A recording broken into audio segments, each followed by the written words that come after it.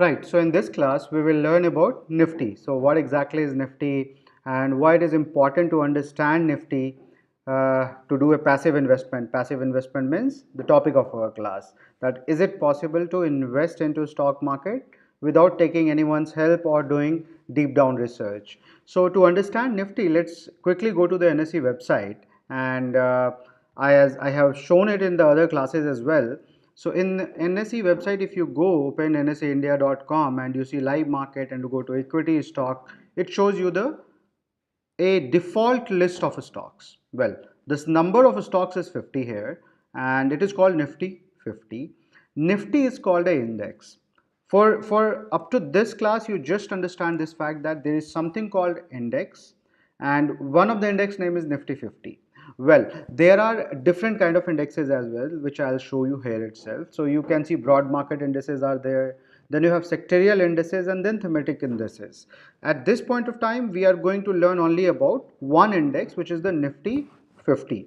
Well, in Nifty 50, this also represent like what, so every time when you hear Sensex went 200 or 300 points up, or Nifty came down by 24 and 80 points, they're talking about basically this base indices only. Now how this indices got created, and why they created it. So see, for that you have to understand the concept of indexes. So an index is an indicator or measure of something, and especially in finance, it's the statistical measure in the change in the overall security market. So what they did, that they selected top 50 companies from top 15 sectors of the economy. Well, when I'm saying top 50 companies, that may not hold completely true always. There are more criterias also, but generally the companies which they will select is like good companies, widely held companies, companies with a lot of customers, a good track record, and a good market capitalization as well. Right. So that's why you will see the companies are very, you must be knowing even these companies: Adani Port, Asian Paints, Axis Bank, Bajaj Auto, Bajaj Finserv, Bharti Airtel, BPCL, Britannia, Cipla, Coal India. So you can see this list is very long: Maruti, Reliance, Tata Motors. So these kind of companies are there into Nifty 50. Well, so in a way, when you are consider that you are investing into all these companies together.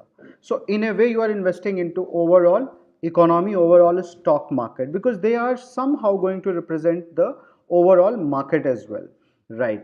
So let's get a little deep into it. So the companies that are part of the Nifty 50, you saw that Nifty meaning is it's a base index of NSE. NSE is the largest exchange of India. Then they get calculated as per their weightage, investable weightage factor. So are each of them given the same weightage into Nifty 50? Well, no. So ideally, if you see 50 companies are there, which means you can say that 2% is the weightage for all of them. Well, this is not correct. So there are companies which are having even 6-7% of the weightage, and then there are companies which are having even 0.5% of the weightage. So overall performance of the Nifty gets calculated as per the change in every stock, also multiplied with its weightage what has been given. So then they cumulatively calculate the overall change in Nifty 50, and then I'll also include one file where you can download and see how exactly it's get calculated. So on the calculation, you will see that there is a change happening on a daily basis. So even this index which you see 12,018 was sometime back even 10,000.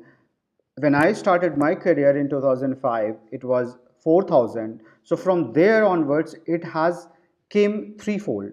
Now my point is, instead of going and identifying each stock, you what if you have been given Nifty as a share itself, that go and buy one Nifty at 12,018, and if it goes to 24,036, your money will get double.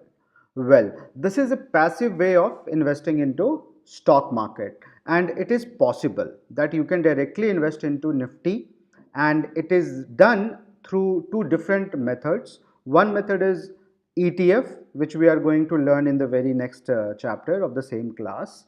So let's move on to the ETF in the next chapter, next class.